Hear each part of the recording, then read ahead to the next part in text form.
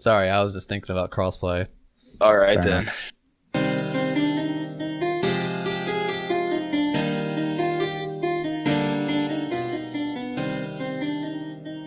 This is the College Gamers Podcast.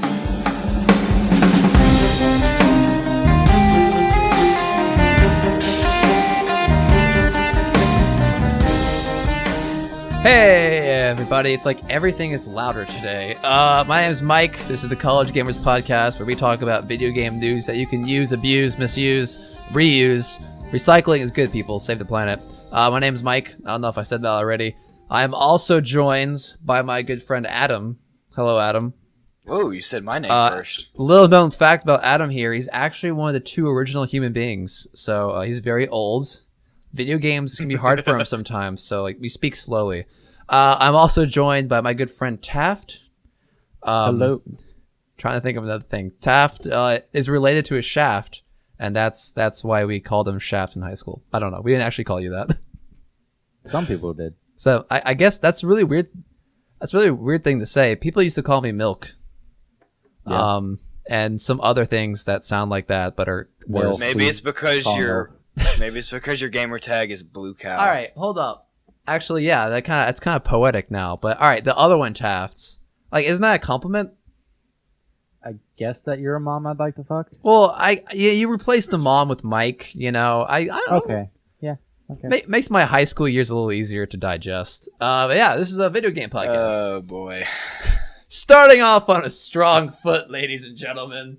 Yeah. So how's everyone's week going? It was midterms week, and it was hello Jello, as I have in the show notes. How'd everyone done? No, I have my two hardest ones tomorrow. Oh, good luck. Adam, are you done with midterms? I don't know. I know I took a couple, but I honestly haven't been keeping track. I just show up and take them. Yeah, that's an interesting tactic, buddy. You should. Because fun fact, I have actually never voluntarily missed a class of college. I just not skipped a class, so I just show up. I take it. That's gonna keep going, and then one day you're gonna need to cram, and that track record will be shattered into a billion pieces, just like your dreams of being a perfect student. See, I just don't do that to myself because I know myself.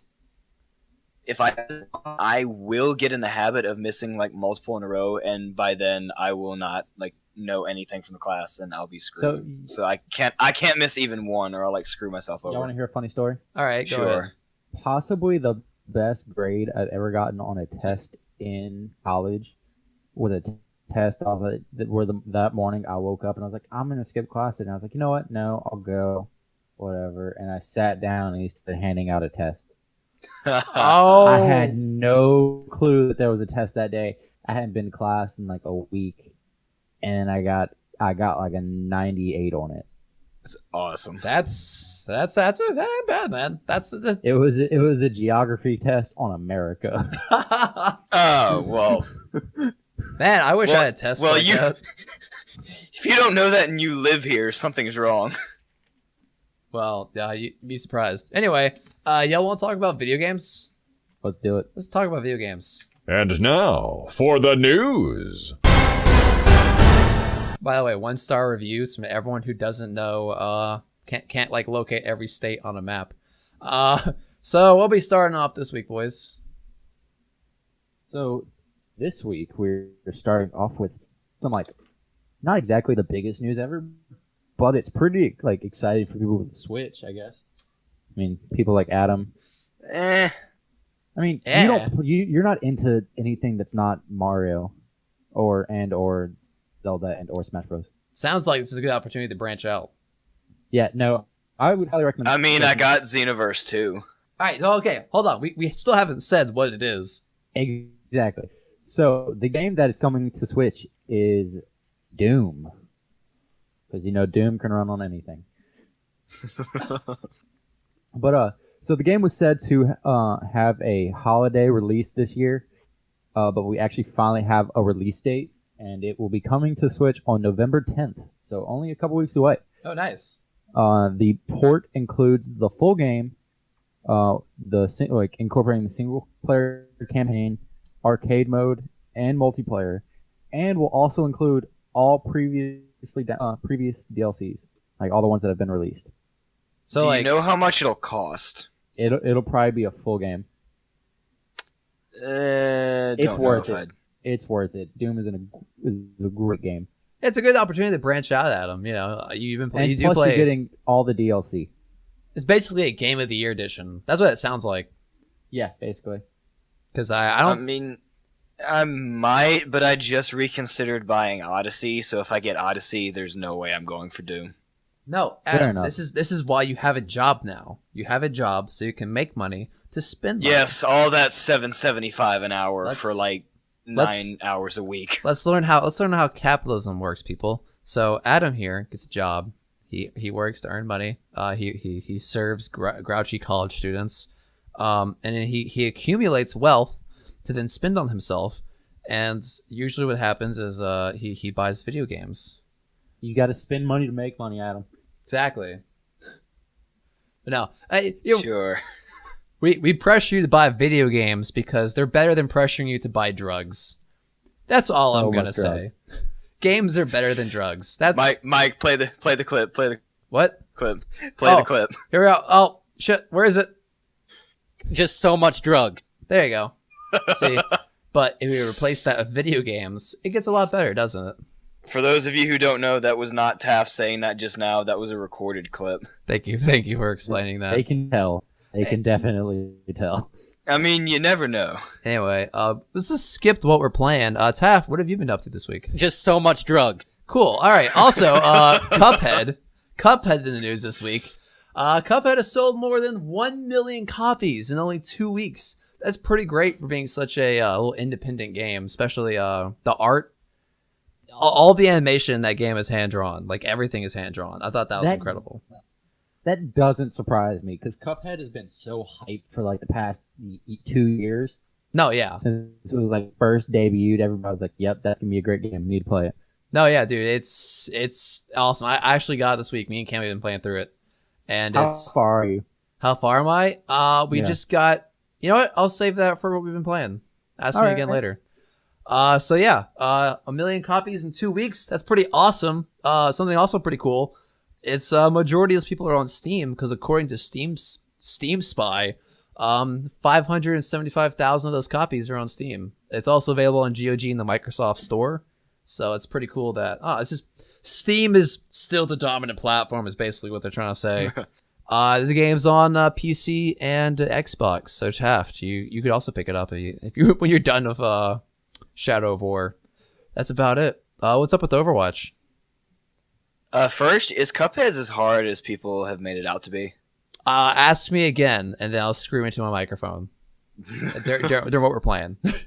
All right, so to Overwatch, I thought you'd like this, Mike. We actually got this announcement on Twitter today. It actually hit 35 million players. That's So awesome. I clap for you, Overwatch. That's amazing. Since what? When did it launch? It's oh gosh, has it? It's been a year and a half. So because it wasn't last May, but the May before that. So it's almost been a year and a half, I think. Okay. That ain't bad. Hey, that's okay. That's okay. A lot of games do a lot worse. As we've well seen. Cough. Battleborn. I knew you were gonna do that. But anyway, presumes like cumulative on all platforms, so like PS4, Xbox One, and PC. And it doesn't specify like how many are active, like if people just play on the weekends, or like how many total copies of the game have been sold. Because I don't know if they've actually like sold 35 million copies, or if just 35 million people are playing. I'm assuming that's where they got this number from. Was hey, we sold 35 million copies. That means we have 35 million players. Yeah, We have no idea because they don't specify, but maybe. I think it's safe to. I think it's safe that they assume that the people aren't just buying the game to stick on a shelf. Yeah, I mean, people are doing that with Breath of the Wild right now because they can't get a Switch to go with it. Yeah, but most people can get an Xbox, PC, or PlayStation. So I would assume they've sold 35 million copies. I guess. And if they sold over, isn't that even better? Sure. In addition to this news, I'm sure you already know this from playing it, the Halloween event Halloween Terror is live, and it'll go through November 2nd. Are you enjoying that? I am. I managed to buy Anna's Halloween skin from last year. It's like it has like a spooky face mask or something. No, you actually bought it? No, I didn't buy it, but like I have the in-game gold to purchase it rather than unlock it through a loot box. I was about to say, did you actually make a real world transaction? Throwing that money? No, I don't buy loot boxes.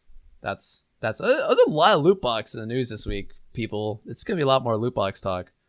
But by the way, question to you: what is Junkenstein's Revenge mode? Because that's part of this, and it has a new endless option. Junkenstein's Revenge was it's an arcade game where you are assigned 4 characters, and it takes place in a castle where like Junkrat is kind of like this evil doctor. He's sending waves of robots at you, and you have to defend this gate from waves of enemies. So it's basically a way to defend. It's the closest to PvE that we've gotten in a while. So that's about it. It was a big success last year. Endless mode's pretty cool. I didn't know they had that because I haven't gotten around to playing it because of midterms. But yeah, that's what it is. Well, you've got till November 2nd. Cool. All right. That's plenty of time.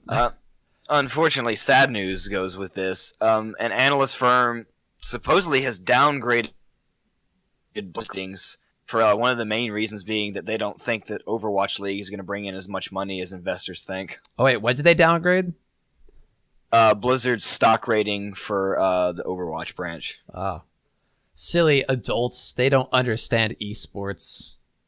That's what's going on there. I don't know. I have high hopes for Overwatch League, but I think I don't know, man. Like it needs to really kick off like strong, or I think it's gonna fall flat on its face. But it's a long-term investment in the end. I mean, Blizzard did just get a brand new arena. That's true. Hopefully, yeah, but that's to sell. I don't know. It's a symbol mostly. They can sell physical tickets. I really think it's there to like record like Overwatch matches and like, other things, you know, because they have StarCraft. They have, I'm sure, BlizzCon. I'm sure they're gonna be using that all up and down. But yeah, I think it's more of a symbol of esports are here to stay kind of thing. I don't know how much money they're gonna make off the physical arena. Moving on to Kerbal Space Program. So here's a story for y'all people. So Kerbal Space Program is the space simulator game we all know and love very much. And in the Chinese version, so what they have is they have these pre-made models for ships that can fly. So if you don't want to build your own, you can use those. They're usually pretty well balanced. And they have a space shuttle. And in the Chinese version, the space shuttle, when translated, is entitled "One who fails to reach the moon is not a hero," which this refers to a famous Chinese saying, "One who fails to reach the Great Wall is not a hero." And like I think they really like that. However, one Steam user gave them flack about the phrase because part of the phrase could be, I think it's the hero portion of the phrase can be translated to a good man, and that it was sexist in its context. So what? Yeah. I don't know. I don't know why they listened to this one Steam reviewer. I'm sure there was more than one, but I never heard this until now, so it wasn't that big of a deal.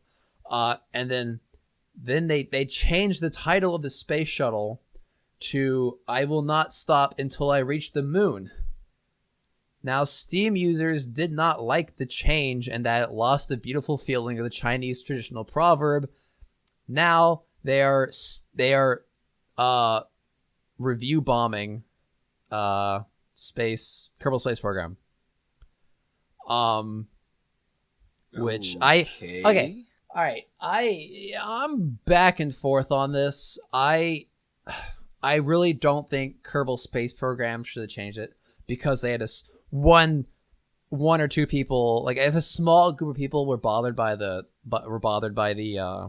phrase, I think it was fine because so for this article, the person talked to someone who actually spoke Chinese and was like, I think, familiar with the culture, and that proverb, most people take it as hero, and traditionally you don't change it to good man. So this sounds like someone who is unfamiliar and just kind of knew Chinese. I guess this is the assumption I'm making. And I think they should not have changed it to begin with. I think they're learning a lesson here about they can't please everybody. And I understand what they were trying to avoid, but I think they're kind of regretting changing it. They're considering changing it back from what I've read. But the bigger thing I want to talk about here is the practice of review bombing and how much I hate it. I hate review bombing. It is. I understand you're trying to speak about against like whatever game publisher you have a disagreement with. I understand it's a way to get your voice heard, but I don't think it's a good practice because you remember when GTA 5 got review bombed a while back? Yeah. Because they banned that modding tool. Well, GTA still has a mixed review on Steam because I'm gonna hit my microphone here, because a majority of the people who put those reviews didn't go and change them, even though the company complied, and you can still use that tool. I think it's like OpenGCE or something along those lines. You can use that tool again. They allowed them to keep the tool around, but a majority of people who review bombed it have yet to change the reviews. And I think unless you're willing to commit, this isn't just a fire and forget thing, because what happens is you review bomb a product. If you don't go and change that, that's a lasting scar. It can take them a long time to bring the average review back up. And it can be like people, even if they get like, unless you're willing to commit to changing your review later, I think it does more harm than good to a game long term. So that's my thoughts. I don't know. I just don't like review bombing, and Kerbal Space Program is a game I've been enjoying for a long time. Like I saw they were review bombing it, and I made sure to give them a good review because it's a good game. And I think they made a mistake of and like I understand, like, you know, they should try to appease everyone. They should try not to offend anybody. This game should be inclusive. But I think crap. Who's a KSP developer? I forgot. Not HSP, KSP. Squad. No idea. Yeah, I think they. Yeah, like I said, you can't appease everyone. Like you can't make everyone happy. And it sounds like by listening to a small voice, they pissed off a larger elephant. So I don't know. I mean, you can't appease anybody, but there's no need to, especially in this. I mean, this whole thing is nonsense because they're basically quoting an old proverb. Like it's not meant to be provocative. Well, they're not quoting it. Even if it appears provocative, it's just an old proverb.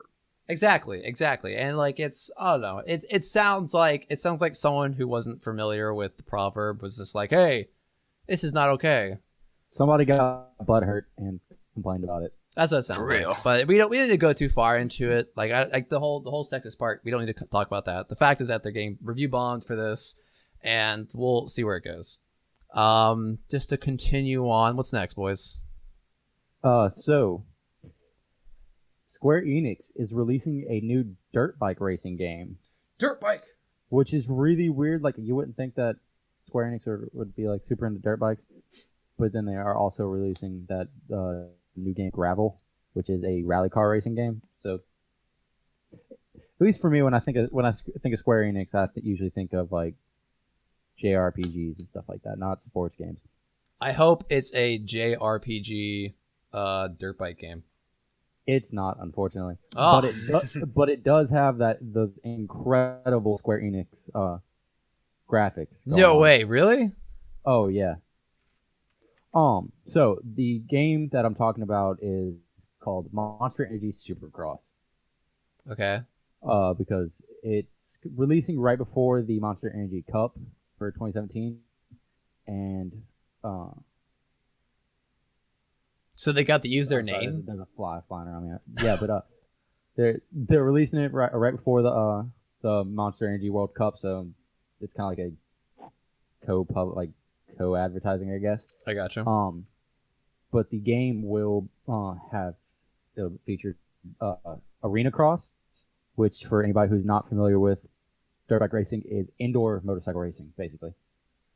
It's really cool, really fun to watch, and really fun to play in. I'm getting a real Mario younger, Kart vibe. It's kind of like think of that Waluigi or Wario. I think it's Waluigi's, like the dirt track that they have. Yeah. That. Yeah. It's a lot like that. Like for me, dirt bike games, stuff like that, like are a big part of gaming for me because back when I was younger, that's what me and my brother played all the time because we used to race dirt bikes. So I'm really excited to see a new one coming out because it's been a while since I've seen one. But the game has two racing modes. They are the 250 SX and the 450 SX. That's the size of the motorcycles. The game will allow you to play as real life motorcycle racers or motocross racers. Use their bikes and bikes that or mix and match riders and bikes and stuff like that, and you'll actually be able to race in real life motocross stadiums, which is gonna be really cool. That's cool. And then they also have a career mode that allows you to have like extensive customization options on both players or riders and the bike itself. So that's gonna be really interesting. To I always enjoy character customization and stuff like that, but then to be able to tweak your bike in the way that you want it, depending on where you're what kind of race you're going to. Yeah. If it's one with a lot of straightaways, you want one that has a lot more acceleration, a lot more acceleration stuff. Or if I'm you're gonna gonna add go 7 on, tanks of nitrous. Oh my god. No, that's what I really enjoyed about Gran Turismo, and Forza Motorsports is where you could, if you wanted to, you could get into the nitty gritty and adjust suspension, gear ratios, just every little piece of the car. Yeah, and that's what it seems like to be able to do. You're gonna be able to do that with dirt bikes. That's cool. The game releases on PlayStation, Xbox One, and PC on February 13th of 2018, and then will soon after or shortly after come to Switch. Nice. Oh, really? This is gonna be a Switch game? Yeah. I hope there's motion controls. Oh boy. Maybe. That'd be kind of hard though. I mean, it's just steering, unless it's how tight and stuff you're gonna have to turn. Also, there's when you're riding a dirt bike and stuff like that, when you go into the air, yeah, you usually turn the bike sideways. Oh, I see. So that's gonna be hard to do. But we'll see. That'd be pretty funny if you could do tricks by actually throwing the controllers. Yeah, juggle them real quick and you do a 360. Yeah, every time your controller does a complete flip, your rider does a complete flip. So you just flip that thing as hard as you can in the air, and he just starts, I don't know, vibrating out of control. But if you don't catch it properly, you catch it upside down, he lands upside down. Oh yeah, it gets gruesome. It gets gruesome. I want realism here, buddy. Exactly. Would you believe me if I told you that Xenoverse 2 has motion controls? Yes, I would. Dude, It's every awesome. game. I got to do a Kamehameha with motion controls. It was so satisfying. Every game should have motion controls. That should just be the new standard. The new standard. Overwatch with motion controls. 10 out of 10 would play. Tracer, and you get dizzy. VR Tracer, I just want to throw up everywhere. It's on my cat, on the rug, everywhere. Well, Junkrat's ult. Junkrat's, you have to actually spin. Yeah. God. To use his ult, you have to actually ball yourself up and just roll yourself on the grounds. But you're not getting anywhere. That's exactly what should happen. So anyway, let's move on to more loot box news this week, people, because the European Gaming Rating Body agrees with the ESRB, which is also known as the Entertainment Software Rating Board, that loot boxes are not gaming. So we got some controversy this week. You mean gambling? Gambling. Sorry. Hey, you know what? In Louisiana, gambling and gaming are kind of the same thing, right? It's true. Anyway, so we had some controversy this week about some people are upset and worried that loot boxes are gambling and that it should be regulated as such. But the Entertainment Software Rating Board, which is ESRB, like I said, is the kind of the American board for game rating and controlling, what type of content there is. Has stated that that loot boxes are not gambling because no matter what, you get something. And this is contrast to something like a lottery ticket where you put money in, but there's a decent chance you're not going to get money back out. Same thing with other forms of poker and such, Especially if you put $5 in the tournament and you go 0-2 and you walk out with nothing. Exactly. So Adam, you are gambling every time. So it's also very Adam, similar. You have a gambling problem. Exactly. All right. Let's pull the smoke and mirrors down, people. This is not a podcast. This is an intervention for Adam. Stop the show. Adam, you have a problem. We need to talk. Now, and also, let's use playing poker with Taft. It's a gambling because no matter how much money I put in, Taft always gets it. I don't know how it works. Yeah, I don't know what it is when it comes to poker. I have a curse. I always break even. You always break even. It's like a bittersweet thing. I don't make any money, but I don't lose any money. Hey, I still count that as a win. That's still a win. That's a blessing in disguise, buddy. It's a bittersweet thing. Yeah, so Europe's and the UK's gaming industry both agree with ESRB, but right before the show, I was doing some Googling. Let's see, I just gotta spell this right without vomiting all over myself. Word vomiting, not actual vomiting.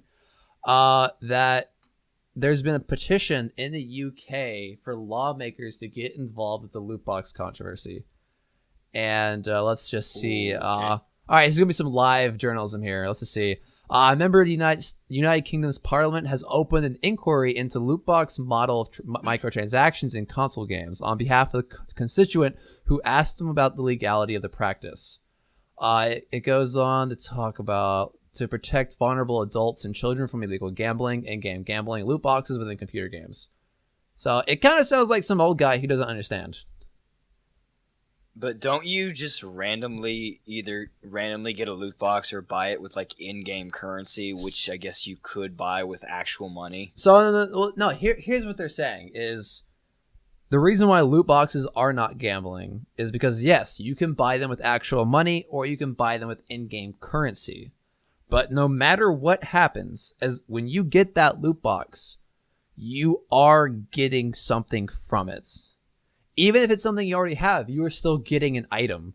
And that's different from gambling, like the lottery ticket thing I mentioned earlier. If I use $5 to buy a lottery ticket, most likely I'm getting no money back. And that's the difference. Now if for some reason lawmakers change the definition of gambling, then to fit loot boxes, then yes, loot boxes would be gambling, but they have to change to the whatever regulations there is about gambling to fit loot boxes, and most likely that's not going to happen. Now, but then they would have to change it to fit the in-game currency, because if you buy Overwatch loot crates with only in-game Overwatch currency, that's not like you putting in actual money. No, but they're not worried about what type of currency you're spending on. They're worried about the actual loot box mechanic itself. Is you're buying these boxes, you don't know what's in them, and so I guess let's say I really want a Junkrat skin in Overwatch, and I'm like, I need this skin. I'm gonna go crazy if I don't get it. And let's say I actually go crazy because I didn't get it, and I spend $200 on loot crates. And I'm opening every one of them, trying to get this. I guess in that extreme, I think that's what they're worried about is people who are trying to get this one specific item and they're buying loot boxes. They're not getting it because it drops at random. But I'm still getting items. I'm getting lots of sprays. I'm getting lots of skins, even if I don't get the skin I want. And because I'm still getting items, it's not gambling. Does that exactly, and that's kind of problematic if they redefine it to fit gaming. And they're not. Because that's what I'm saying. They're not doing that. Most likely, that's not going to happen. He was Okay, I was saying about that to say. he was saying that the only way that it would be considered gambling is if they changed the definition of gambling. Exactly, and it look like most likely that's not gonna happen. That's gonna be that's gonna Yeah, be a that's whole what I hassle. meant. That's troublesome if they do, because then like most games are off the table. Like Overwatch is gone.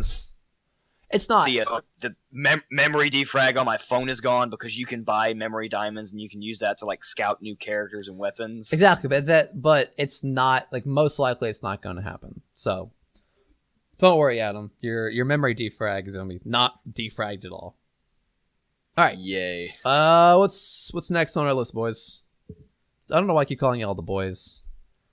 We don't have We any. are men here. We don't- Are we back in Thank you very town? much. We don't have Boys any to cold men. ones, and we never left town. So can we truly be back? Yes, Oh, all right, good. All right, because I've left town plenty of times. cool. All right. Well, Pokemon. Pokemon Go. Oh, excuse me, Pokemon Go.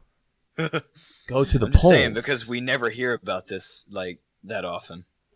Pokemon Go? I thought that game was dead. Oh my gosh, dude. Technically, it still is, but it's like half dead, I guess. I gotcha. I don't know. Anyway, all right, what's going on? Possibly Gen 3 Pokemon. Or at least a handful of them. Why only a handful? I don't know. I guess you don't know yet.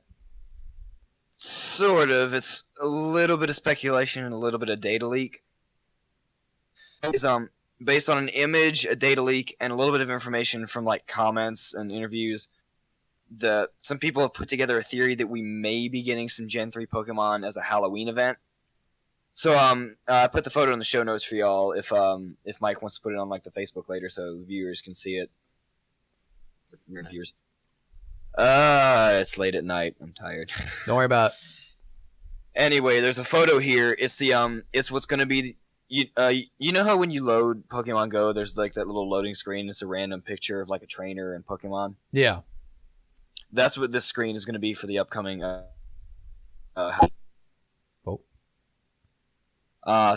This photo, you can see it.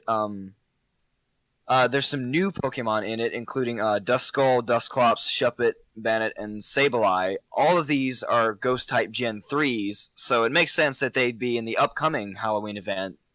And they're Gen 3s, so this is leading people to assume that they'll be included in the game later. But people are skeptical of this because Gen 3s haven't been officially confirmed, but it has been stated that the Halloween event will have quote-unquote plenty of good stuff. So this is going towards maybe Gen 3 along with a data mine did I say that right? Data mine? Yeah, data mine, yeah. Data Yeah. mining leak. So yeah, we got a leak of that, and some of the stuff they found were new, like the sounds that Pokemon will make. And one of them was for Deoxys, who is actually one of the legendaries from Gen 3. Some badges from the Gen 3 era, and other files pertaining to Halloween events. So since these were all in one leak, they assume that like all the Gen 3 stuff, including with the Halloween stuff, an update, and that Gen 3 will come with that. Nice. Oh yeah, I like Ghost type. Dude, Gen 3 was one of my favorites, I'll be honest. However, this is all speculation because we still haven't gotten all of Gen 2 in the game yet. Speculation. Give me my Gen 3. I don't give a shit about Gen 2. Give me my Gen 3s, boy. Oh, funny enough, also that photo up there, the trainer's wearing a Mimikyu hat, and Mimikyu's a Gen 7 Pokemon. Wow. So this is like the first content release that is like a generation that's out of our reach. Because like Gen 7's way off. We haven't even gotten all of Gen 2 yet. Sounds like they're crossing the streams a bit. I watched them just go like Gen 7s. Be like, yeah, forget the rest of it. We don't know what we're doing anymore. That would actually be awesome. Yeah. Heads up, I just posted the image in the Facebook page. So again, if you go to the College Gamers Podcast Facebook page, you can see it there. Just a heads up. Sweet. Anyway, is that it? I mean, are you excited for this? I haven't played Pokemon Go in forever because I got Yeah. tired of seeing all the Rattatats and Pidgeotos or Pidgeys or whatever. I haven't been able to play it for a while because I have to like sprint to class nonstop. Like I have classes consecutively from like 7:30 to 12:30, and then I like stop. I just do not have the time. Sounds like you should just play in class. Well, see, normally in class I'm not close enough to like any Pokestop, and then like there's no Pokemon around. Oh, I gotcha. But you know, I'll just play like I've actually played Memory Defrag during class. oh well, you know what? I'll just You know what? Playing games in class is still better than doing drugs in class. This is true, although if you're doing drugs in class, you are some kind of stupid. I mean, no, it happens. well, wait, yeah, well, It's college. let's just ask Taff. Taff, what do you do all day during class? Just so much drugs. See, like if he does it, it must be fine. So much. Let's move on to our last piece of news today. Crossplay, crossplay, Yes. crossplay, Crossplay. crossplay. So, as everybody knows, we love crossplay here on the College Gamers. Crossplay. Well, developer Black Riddles has announced that their new game called Crazy Justice will offer crossplay between Xbox One, Switch, and PC. What? We could all three play this What? together. What is this game? Black Riddles? Crazy Justice. It's described as a cel-shaded third-person shooter. Is it on Black Steam? Riddles is I the haven't developer, heard and it's called anything Crazy about Justice. Crazy Justice. Me neither until now. Hold up. It's due out in 2018 for all three of them and PlayStation, so Xbox One, Switch, PC, and PS4. However, Crap, it's not on Steam Sony- yet. Sony is still being a bitch, and doesn't sound like they're going to be doing crossplay. Along with that, just last week, Phil Spencer said conversations with Sony are ongoing. However, he did say he's unsure if Sony will ever allow PlayStation Network to connect to Xbox Live. And then he also is quoted as saying, "I'm never going to call anything a lost cause, but I think some of the fundamental reasons and scenarios, because of some of the fundamental reasons and scenarios, they're not really going away. So I don't know what would change." Well, I'm not. Oh, I'm not boy. saying that. I'm not saying that me buying a PlayStation is a lost cause, but Sony will never get my credit card number. Just saying. Just saying. See, you Right solved now- that problem by going. Right Yeah, now, I'm so peeved about this. Sony can get whatever weird sharp object is up their ass, and they can pull it out and use it to sign whatever they need for crossplay, because this whole segmented communities is stupid. And if Microsoft can just one day get up and say, you know what, I think we want everyone just to play together, I think Sony can do that too. And I'm so peeved. It sounds like they're scared. Even the Switch, even Nintendo is doing this. That's when you know. Nintendo doesn't even make games for other people. Yeah, Nintendo used to have one of the tightest buttholes in all the. I'm sorry. I'm Perspective. sweating. The only other crossplay opportunity Switch has is Minecraft. That's Yeah. But again, how that's big Sony has up Microsoft. their ass. That's Microsoft though, and Microsoft's been promoting that. But still, Sony needs to get their act together. And whatever they're afraid of, they need to check under the bed, because there are no cross-play monsters under there. They need to get their act together and just accept this needs to happen. I'm sorry, I'm mad. I feel like I'm channeling shit. Who's that crazy guy from InfoWars? Frick, what's his name? Was it Rush Limbaugh? Alex Jones. Alex Jones. There we go. Alex Jones. Yep, that's it. I'm sorry. I feel like I'm channeling him right now. I'm sorry. I don't know. I can't do an accent. No, dude. I saw a quote from him today. He was talking about like the government putting stuff in water. He's talking about how they're putting chemicals in the water that are changing it. Even the freaking frog's gay. Yeah. No. Did you see John Oliver's piece? Sidetracking here. Did you see John Oliver's piece on him? No. No, you should watch it. Just look up John Oliver, Alex Jones. It's pretty interesting. But yeah, I think Sony can. Whatever. I'm done. I'm done with this. Let's just move on to something stupid. I mean, not stupid.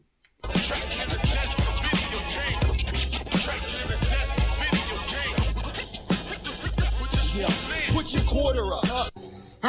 Help, it's happening. All right. I mean, technically, we are moving on to something stupid because it's talking about midterms week. Mid-show madness. There's nothing here today because we stepped in. We're like, oh, let's see what's in mid-show madness today. So we opened the door to a dark room. The door creaks open slowly. We turn the light on, expecting something glorious and just completely jaw-dropping, but instead we found an empty room with a single dangling light and a cobweb in a corner. We said, damn it, maybe next week. There were more ghosts. What games are we playing?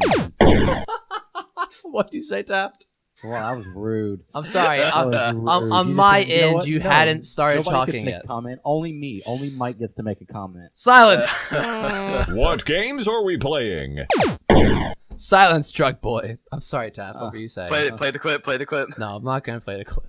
Taft, what were you saying? I was saying we found more ghosts in there than Luigi's Mansion. That's true. That's true. Just ghosts of old mid-show Ghosts madnesses. of just like our dreams.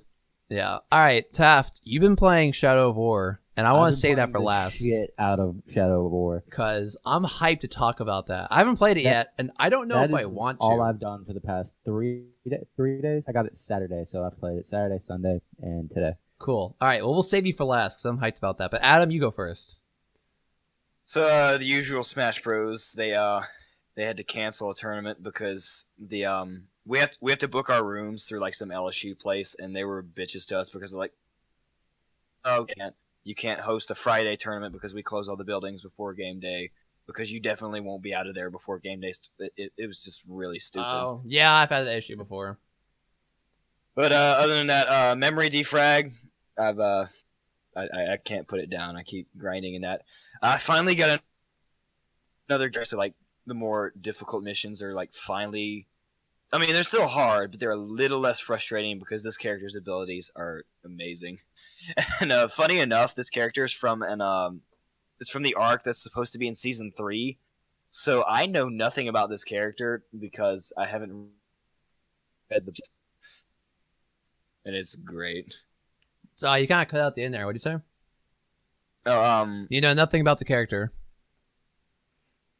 But I know nothing about the character because she's supposed to be in season 3, and I haven't read the 2 books that she's in yet.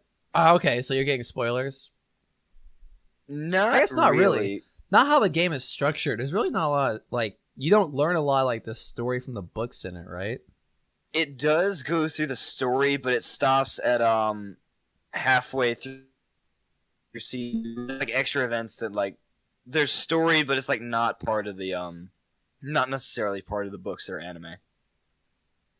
I got you. I mean, like I don't understand her backstory, like who she necessarily is, but frankly, I don't care because her abilities are amazing and she's a great character. I got you. Cool. Well, I uninstalled the game a while ago, so I wish I could. I know. I wish I could I know. share your joy, but Oh, do you remember how the character moved? You remember how big the plane was? yeah. Her ultimate ability gives her like a slash that can go like halfway across that and deal an insane amount of damage. That's overpowered. I never got any of the fun characters. The most powerful thing I got was inviting your NPC because it was like, oh, you're friends with Adam. Here's this character to help you on this mission. And you were like, what level are you? You were like level 40 or something? I just got to level 79. Oh, okay. So you were level like 70 something, and I'm level like 5. And it's like, and you're like one-shotting everything I'm fighting. It was pretty easy. It was pretty cool. You actually had a powerful character. He was just at like level 12 when it maxed out. Level 12. I know. I'm such a noob compared to you.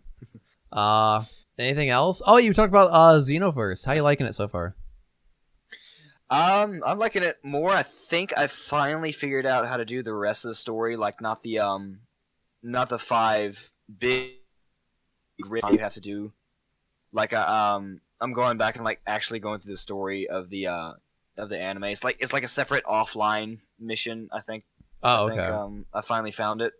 I'm up to what I just do? The Saiyan Saga, Vegeta and Nappa. Oh, dude, I remember that. That's a good story arc. Actually, I really enjoyed that. Do you have a favorite character to play so far? I've just been playing my my custom character really because I want to get used to him because you have to use him for like the big stuff. Plus, I want to like level him up.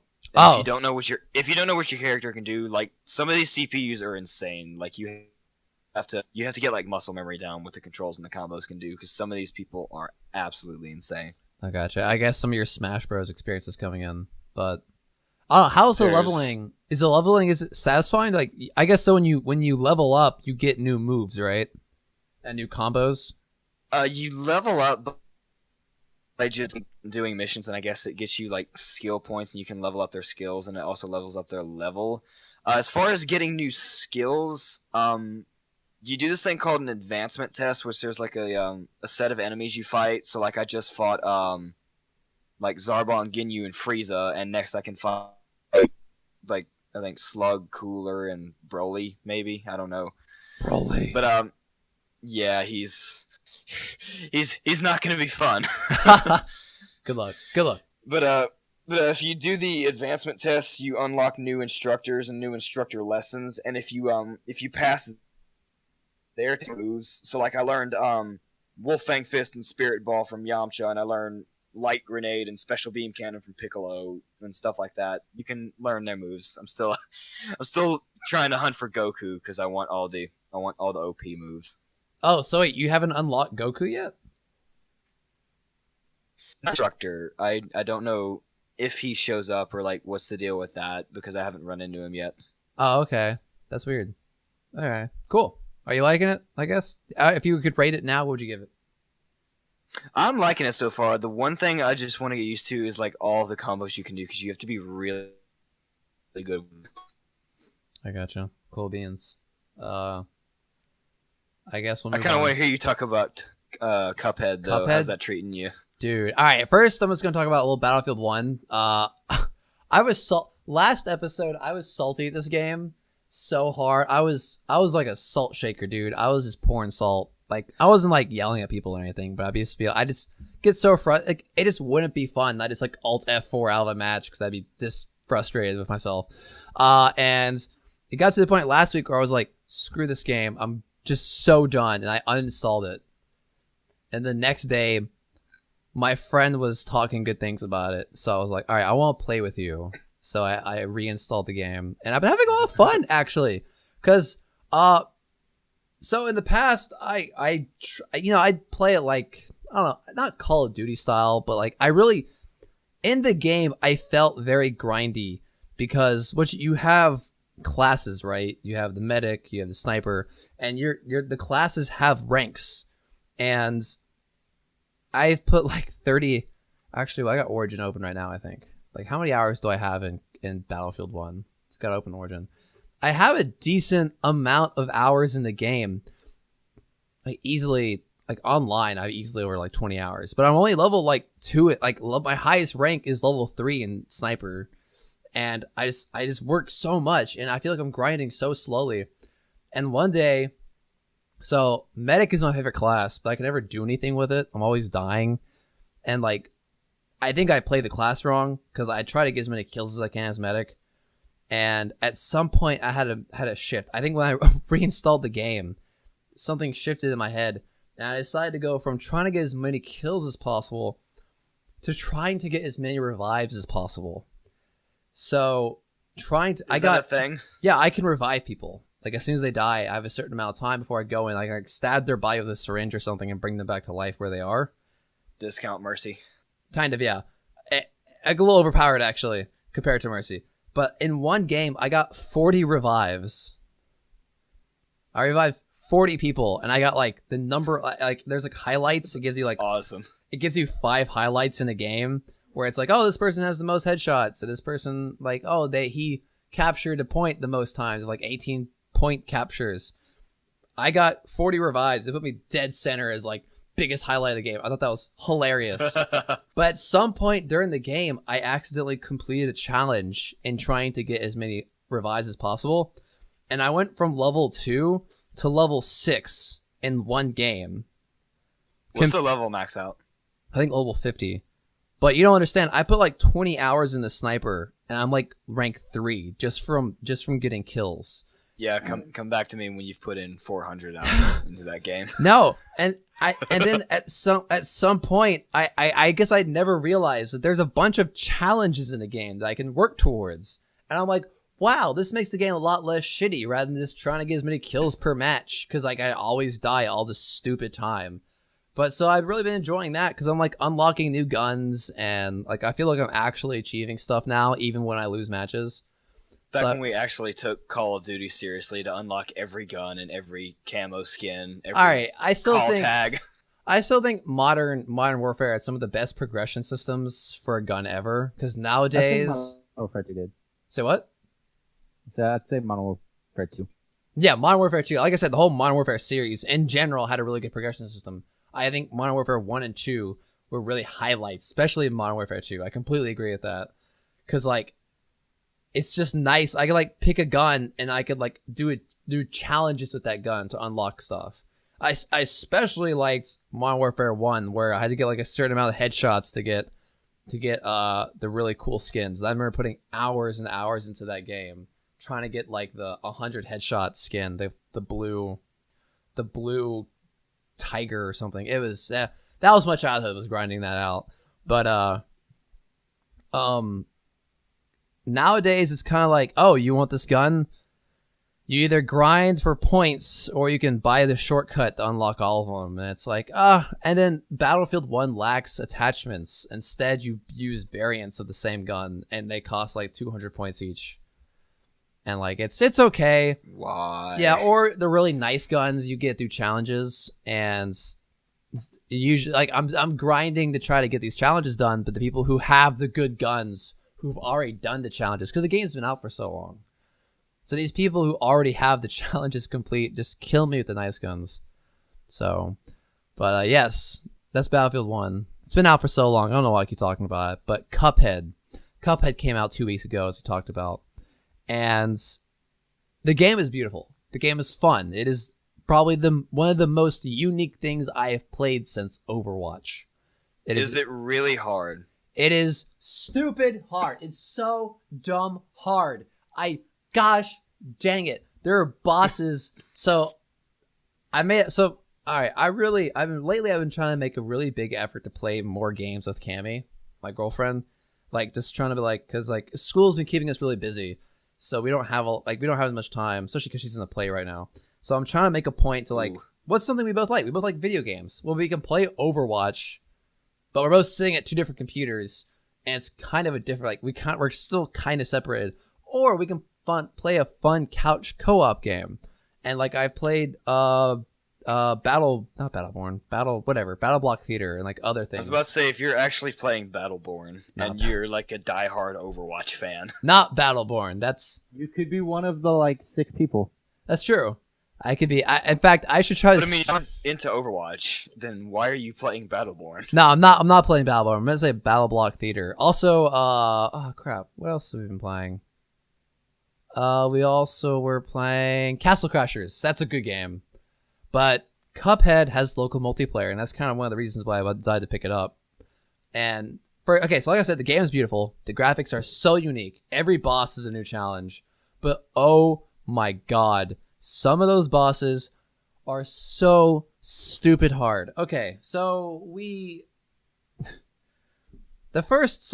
game is broken up into islands, right? And each island has a certain number of bosses. You can't progress to the next island until you down all the bosses.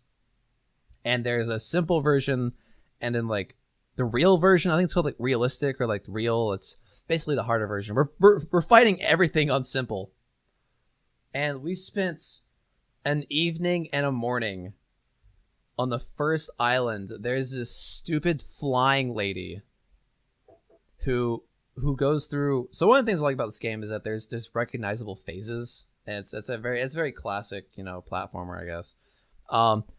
And she's just killed us so many times. Wait, which one? On the first island, it's the first plane boss. Oh yeah, she's hard. She is so stupid hard. Oh my gosh. Gosh dang it, dude. We grinded that boss so long. Oh, I'm dying just trying to explain it. Don't die. That boss was so hard. Especially because neither of us are very good gamers. Oh, I'm dying here. I don't have any water. I'm out. This is it. This is how I go, boys.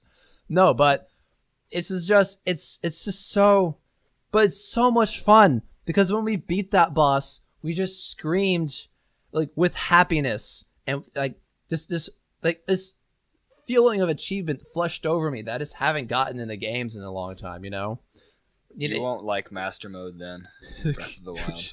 No, probably not. But like, it's just so much fun, and like, I want to keep playing this game. But I've also promised myself that we're gonna play this game together. So that's why I haven't played more. We're on the second island right now. We beat, and like the fun thing about this game is that because it's so challenging, we kind of learn together. Like we both tend to pick up different qualities about bosses. You know, like if I miss a detail about a certain phase, she picks it up, and then we kind of learn together, and we kind of get past challenges together, and like it's a lot of fun because the game is so hard.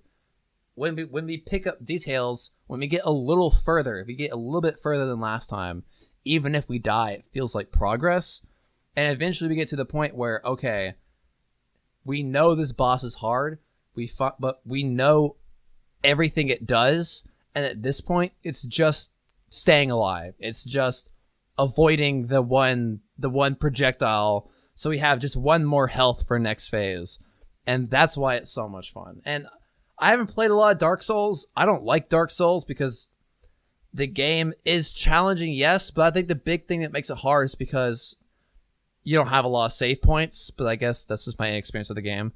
So people have been drawing a lot of comparisons to Dark Souls of this game because it's hard, but I think being hard is its greatest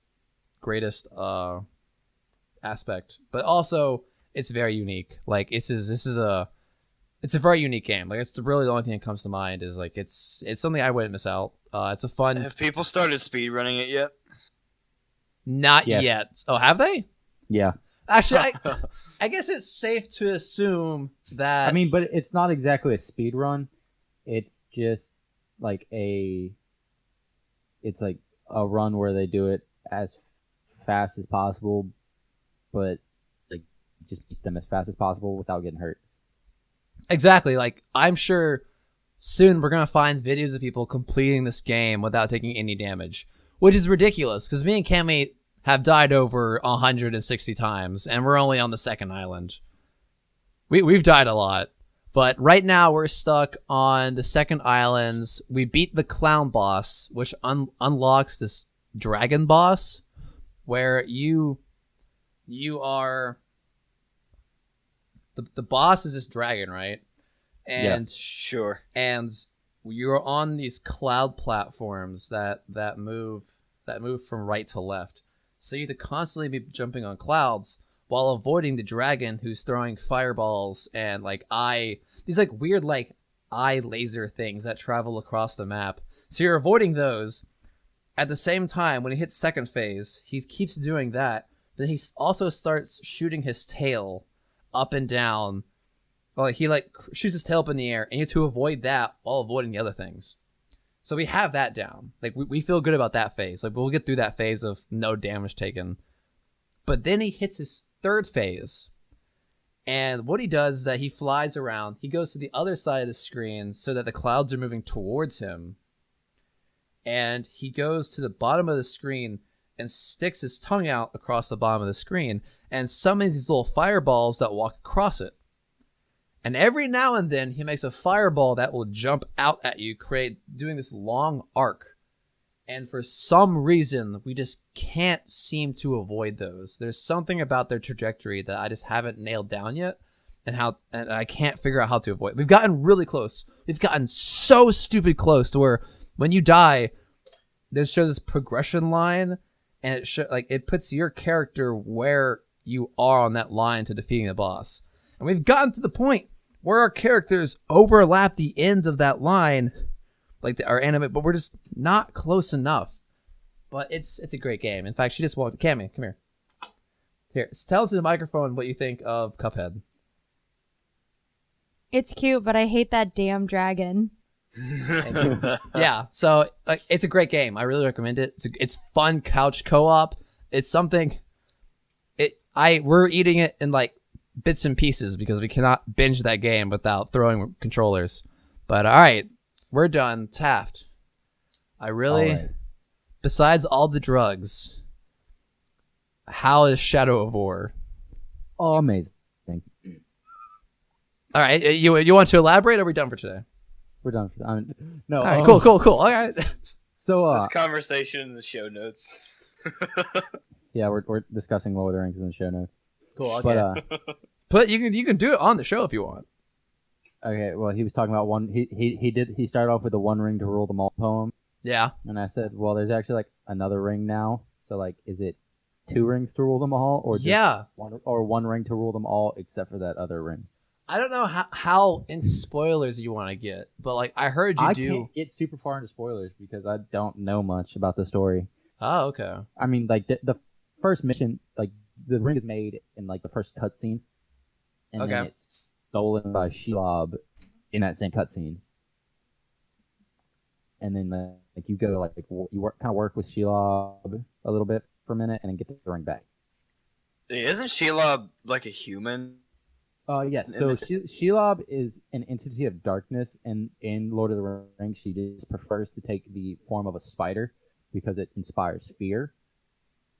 And so, kind of like how Sauron can also change shapes and stuff like that, he can either appear as like a beautiful elf or as like the Dark Lord Sauron kind of thing.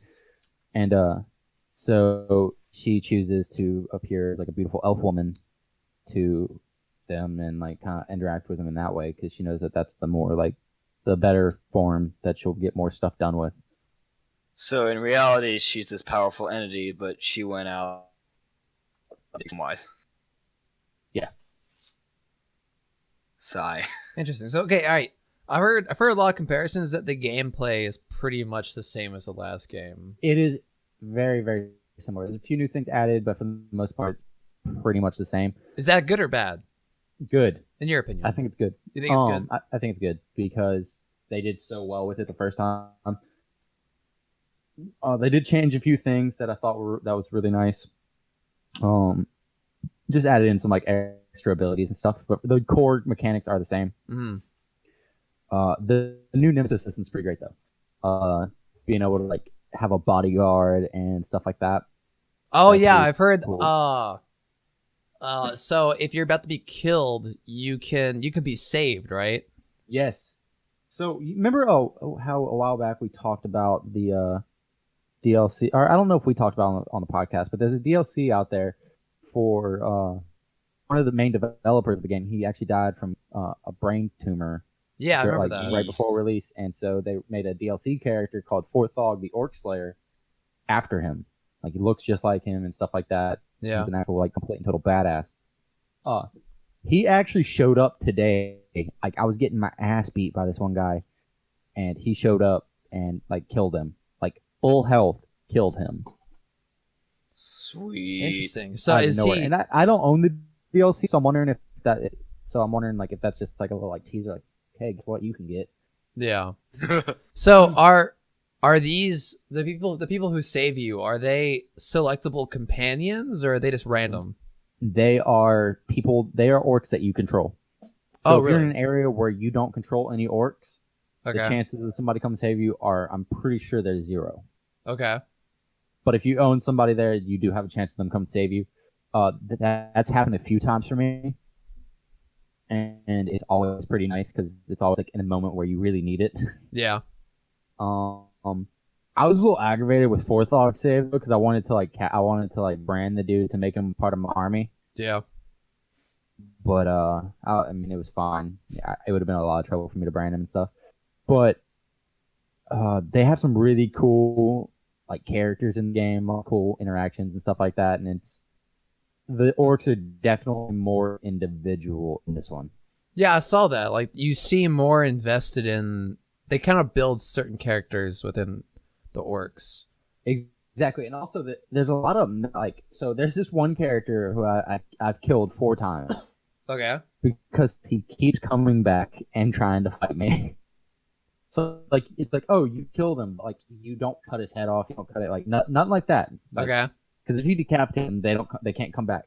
But like I've stabbed him through the head before, and like he'll come back and he's got like a metal like covering over a part of his head where I stabbed him, and he wants to fight me again. He's like, nope, you couldn't beat me last time. Like, Okay, wait. you All may right. have beat me last time. All right. Just as that's a beautiful, it's like piece of like game mechanic. Yeah. That's amazing. It's really funny though because he actually the first time I encountered him, I was fighting another boss and he was just like this lowly guy, like nothing. Yeah. And he shot me and killed me, and so he started calling himself the Tark Slayer because that's what they call humans, Tarks. Okay. And so I've come back multiple times, and killed him, and he's come back and it's like, I think eventually he did change his name or something like that, but they will actually change their name. So there's also a character in there who was like Grog the Mad, and so like I killed him and he came back, but like I had like damaged his brain Yeah. because like I had like stabbed him in the head or something like that, and so now he's like Grog the Maddest because he's crazy. And then there's also characters like there's this one guy who's the Bard, and all he does is sing. That's all. Wait, it's all. Can you kill him? Yeah, you can kill him, but I mean, he fights you, but when he talks, he only sings. Okay, that sounds like he deserves to be killed. I kept him. I liked him. You got something against singers, Mike? No, of course not. But that just sounds really annoying, and it sounds like he should have a sword in his mouth.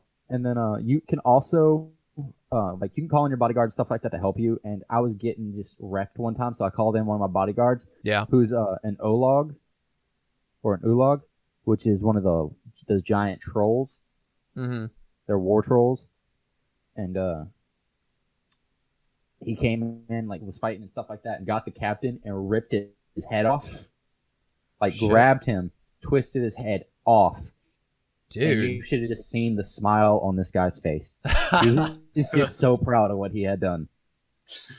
Dude, that's was okay. great. All right. I'm curious. Have you done a are they called invasions when you take on a fortress? Oh yes, I've taken down 2 fortresses. All right. How was that? Those are a little anticlimactic, to be honest. Why is that?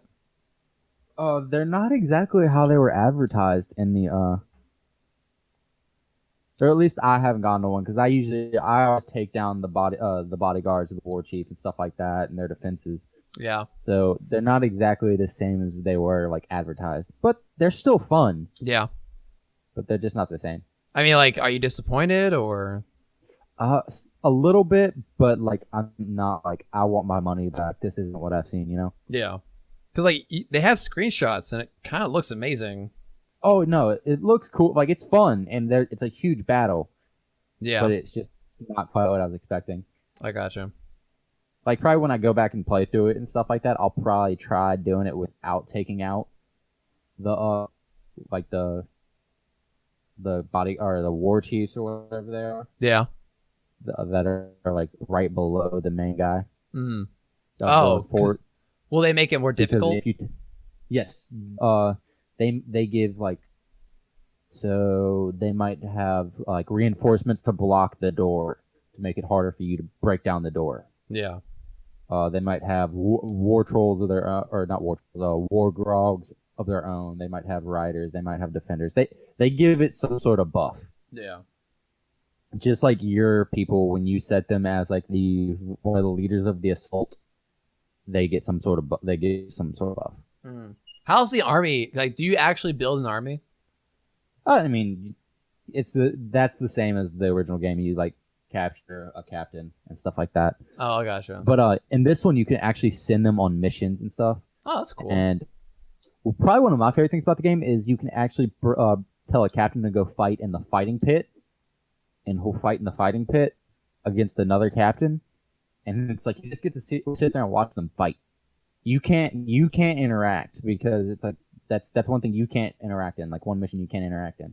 So it's just him versus another orc, and you try to match them up with like people that you want. Like, so if this guy's like immune to poison, you're not going to put him in the ring with somebody who uses a poison weapon. I got it. So do you want, like, so if someone loses, do they die? Like, do you lose a captain? They are killed. So you're in a way breeding captains. Yeah. Your guy will get stronger if he wins. If he loses, he's dead, and you're probably gonna want to go grab the other guy. Interesting. Except for there was this one time where I put one of my guys ring. I was like, okay, you're pretty strong. I'm gonna put you in there. I put him in there, and he got his ass beat.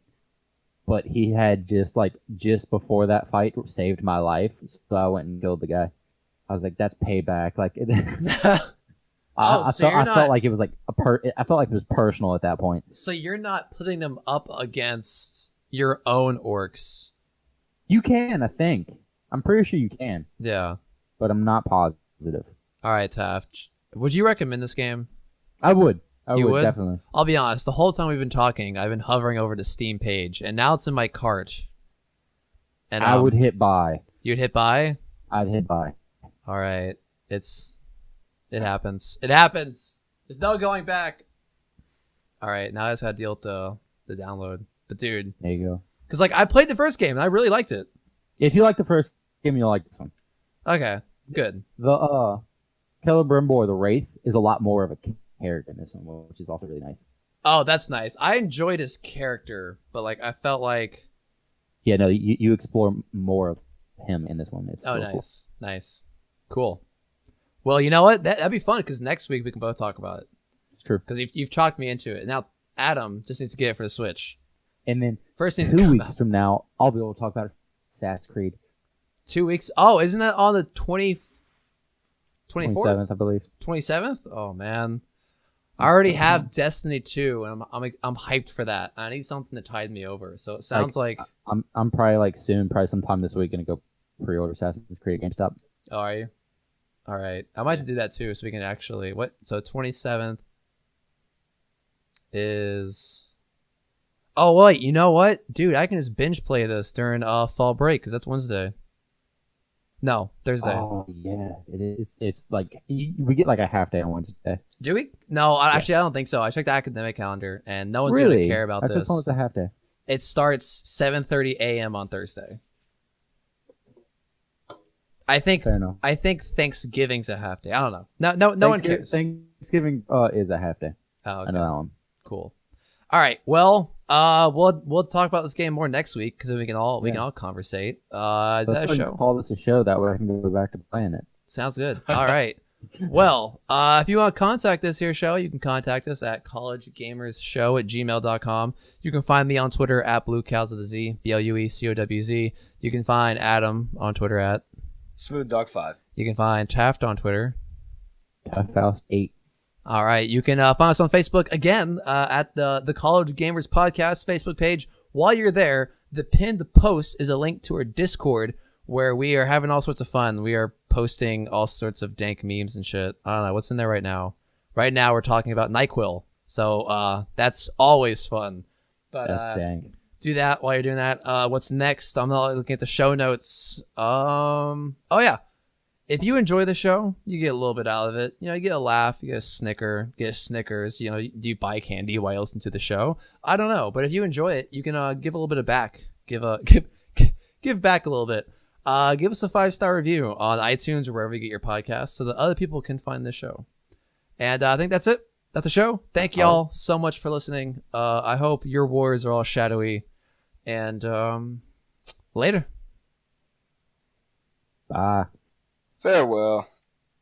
This has been a Blue Cow Radio production. Find more at bluecowradio.com. Just so much drugs.